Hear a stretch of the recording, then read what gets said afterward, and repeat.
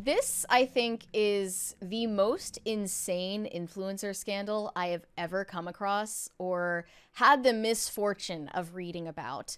The center of it is Torres, a so-called spiritual guru and wellness influencer on Instagram, who ended up starting a cult, inviting her followers to live with and work for her, and then she ended up trafficking them and getting sent to prison for it. This is all real. She basically ran a coven out of her house. She had a witch shrine and all sorts of magical props. She claimed that she had a connection to the divine, and she used it to manipulate young women who followed her her footsteps, basically. I bet you. Oh yeah, ayahuasca is involved. Lots of drugs, lots of spells, lots of crime, disgusting stuff. But how do I even begin here? I watched this BBC documentary that they made about this whole scandal called Like, Follow, Trafficked, Insta's Fake Guru. Highly recommend it. It ends with the final interview with Torres in her prison. And she still, to this day, completely denies all allegations. She literally says all of it is fake. Every social media you post that you saw of me, it wasn't me. Every screenshotted text message, it wasn't me. I didn't say any of that. She is the gaslighter in chief of these people. She's just fully trying to gaslight the victims and the public. And it's not working because it's all documented. It's all out there. It was all posted publicly. And then it's still, even as she has been now arrested in 2022, sentenced to 8 years in prison in Brazil in 2024, serving that time currently and still under investigation for other crimes against not just one, but many victims, she still is trying to get past it. And it's just... It's so insane, but it gives you a look into the impenetrable narcissism. She couldn't have been that successful. She couldn't even bribe officials in Brazil. Yeah, what the heck?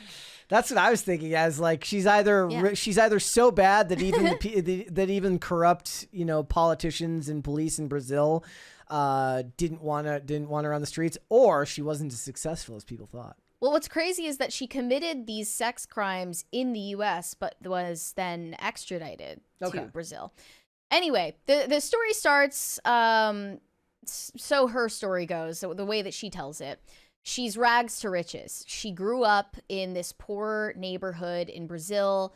She was abused. She had this alcoholic father. She started pageantry and modeling as a kid, and then she soared in success and started getting modeling jobs as a young adult in Europe, and then went on to pursue acting and modeling in the US, in New York.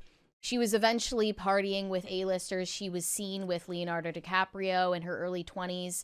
People were sending rumors around that they were dating, and she conspicuously did not deny those claims. I have no idea whether it actually happened, but she was pictured at parties with people of a similar cohort, and she had connections everywhere, and she used those connections. She leveraged all of these connections and her status to craft a persona online that she was this aspirational figure for young women, and most of her following was of young women. She's basically the female trafficker from Sound of Freedom. She's low-key like that, but like also a mixture of a witch. She's a mixture of like a witch and like Andrew Tate. It's pretty sinister. So back in the 2010s, she had over 1 million followers on Instagram, and that's like not as impressive these days. But back in the 2010s, that was a big deal to have that many followers. And she ended up kind of shifting her brand away from modeling and more into being this, like motivational speaker, spiritual influencer. She had paid consultations on her profile. You could subscribe for her advice on dating, relationships, general spiritual wellness. It's all crystal woo-woo nonsense. But as you go into the history of how this all went down, BBC interviews her former friends, her former roommate, her victims, her ex-husband, and even her neighbors, and they all say that they saw this coming. One of her former roommates was interviewed about what it was like to live with her. This was at the top of this luxury apartment building right over this view of the Statue of Liberty. In 2013, he moved in with her, and he said, "It's possible she had money saved up from modeling, but it was obvious to me that someone else was paying for all of this. She had very nice clothes and purses. There was one particular incident where she had me go down to the lobby of the building that we lived in to pick up an envelope that was obviously full of cash. The reasonable assumption is that she was a sugar baby. She was sleeping with wealthy men who were giving her money in exchange. Later, I discovered there was an elderly Russian oligarch, a friend of Vladimir Putin, who was taking care of her, and he was paying for that apartment. I thought, good for her, and I get to enjoy it too, free of rent." Damn. Good work, comrade. When I was in Paris with her, she went to meet him in the south of France on his yacht, and he gave her a Rolex watch covered in diamonds. He adds that things began to go downhill after Kat Torres got her breasts removed. She said that she had a flesh-eating disease, and she had to get her breasts removed and reconstructed. After the surgery, I assume this Russian oligarch and the rest of her roster of sugar daddies were suddenly nowhere to be seen. So a girl had to figure out how to make money for herself and be independent. And that meant hawking these online courses, private consultations for exorbitant amounts of money. And she was basically selling her spiritual expertise online to extremely naive followers that were shelling out insane amounts of money for it. But here was one of these clients of hers talking about what it was like. Her subscription service offered customers love, money, and self-esteem you always dreamed of, with self-help videos and advice on relationships, wellness, business success, and spirituality. They also noted that she idolized people like Tony Robbins, and she wanted to emulate the personalities of these motivational speakers and figures. She had online video consultations starting from $150 each. You could unlock exclusive one-on-one time with Kat Torres, and she quickly had over 1,000 people signing up. Desiree, who was her the victim whose allegations actually got Kat Torres imprisoned. This was what she said. "I felt I was deeply understood like never before. I found comfort in her words. It was like therapy for me.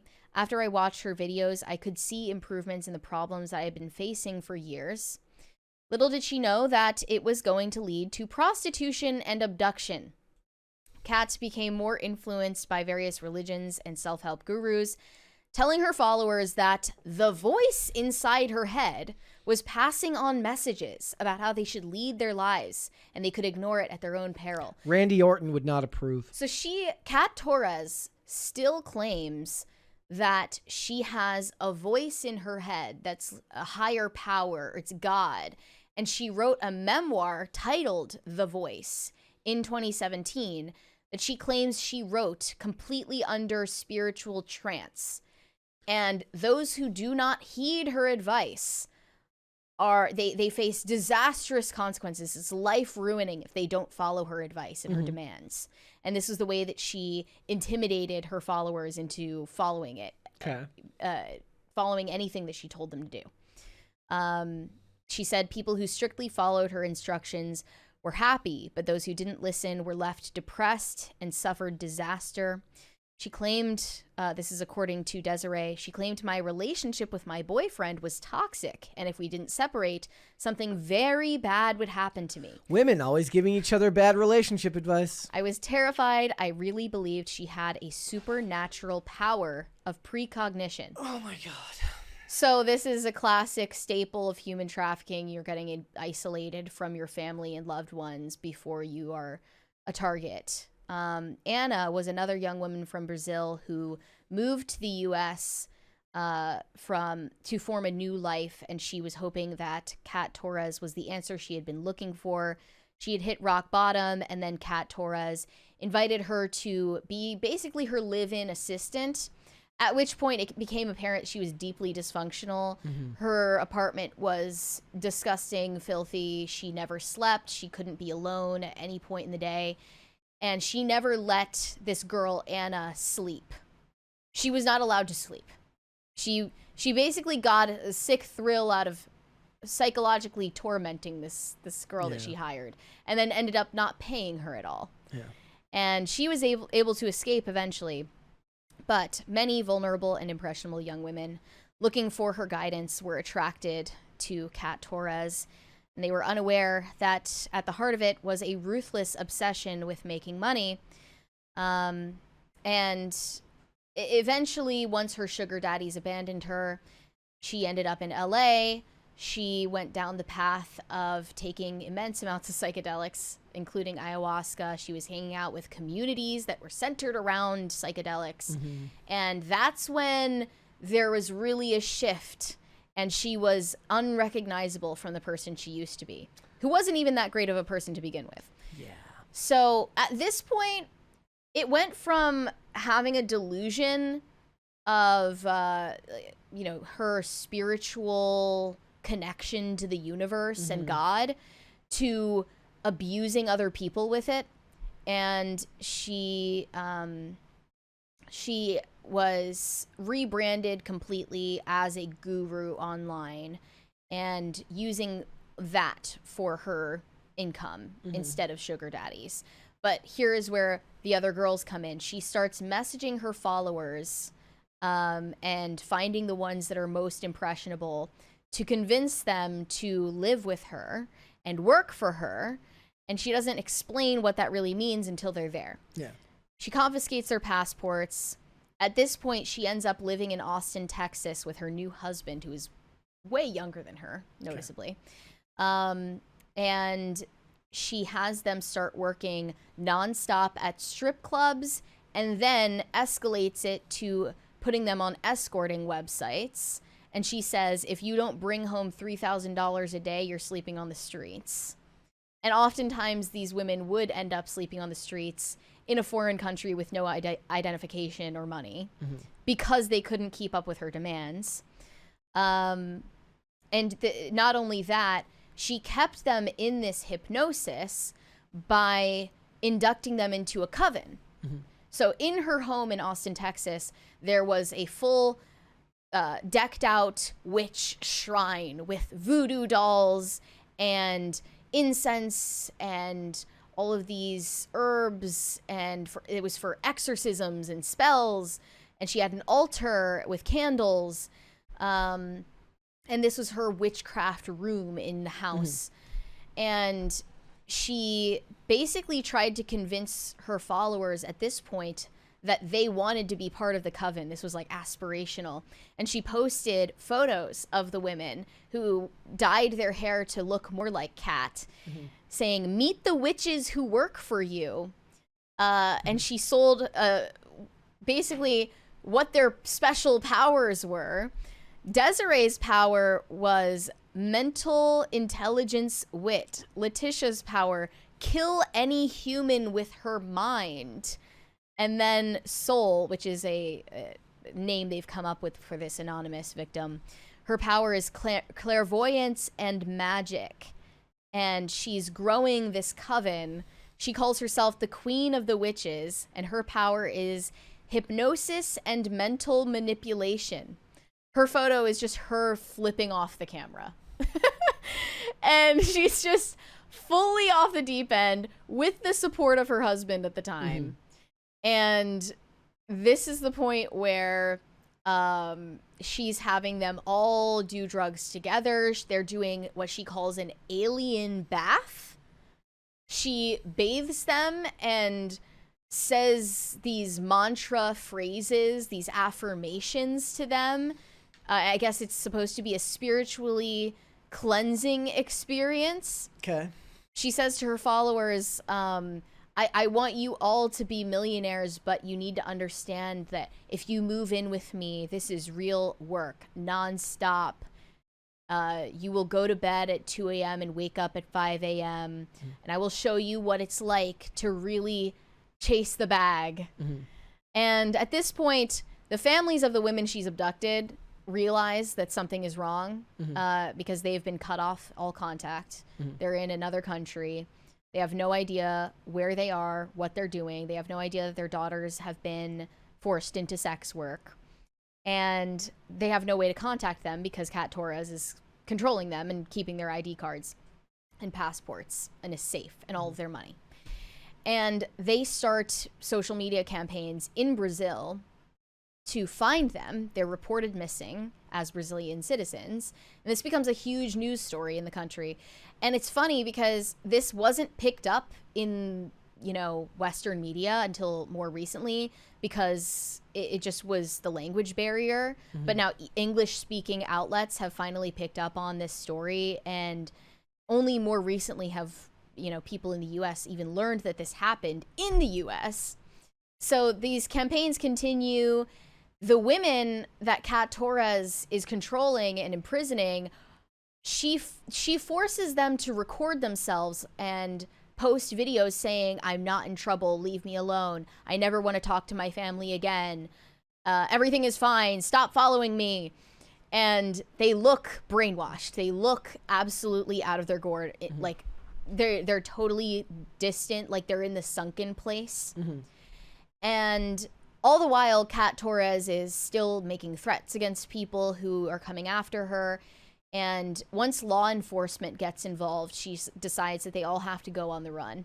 So she is on the way to resettle her coven in Maine when law enforcement pulls them over on the side of the road, knowing that she's a suspect. And they question the alleged victims, asking them, are you okay? They're trying to convince them to come back to the police station. And at that point, it was over. That was in 2022 when Kat Torres eventually finally got arrested. And then she was extradited to Brazil and went through the whole criminal investigation there. And now she has been sentenced as of summer last year to 8 years in prison for only her crimes against that singular victim, Desiree. There are still many others who are anonymous and not anonymous, and those investigations continue. But in her interview with the BBC, she says, everything they're saying is a lie. They're making it all up. I never posted that. If you think that the video of me is real, you're stupid. I never posted any of these things. I never asked anyone to live with me. I don't know what bank transfers you're talking about. It's all fake. They all they doctored these messages.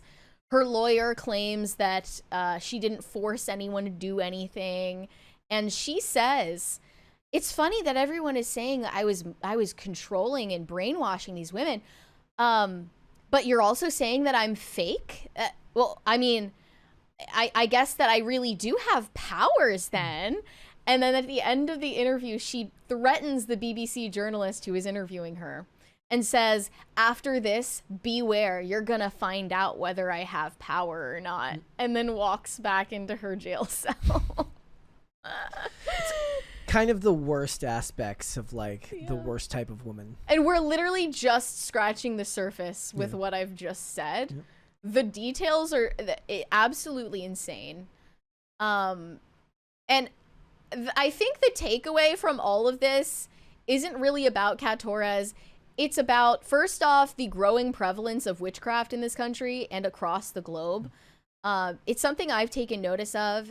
A lot of them appear to be LARPers online, like on Witch Talk and things like that. They're just buying crystals and tarot cards from Barnes & Noble. But I would not discount, if I were you, the validity of these practices and how seriously self-proclaimed witches take these practices, as well as the involvement of drugs in these rituals. And secondly, I would say this is a warning of current influencers who are still on the rise and in their heyday, like literally right now, because the wellness, spiritual guru, cottage industry of influencers is still very much alive and well today.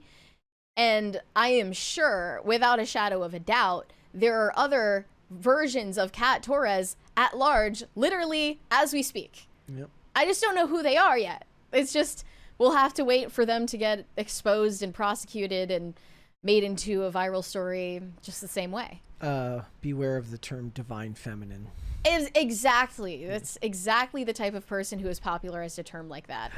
Thanks for watching. Listen to full episodes of Pop Culture Crisis on Spotify. Keep up with us on social media and make sure you subscribe and ring that bell so you never miss the show. Bye, guys.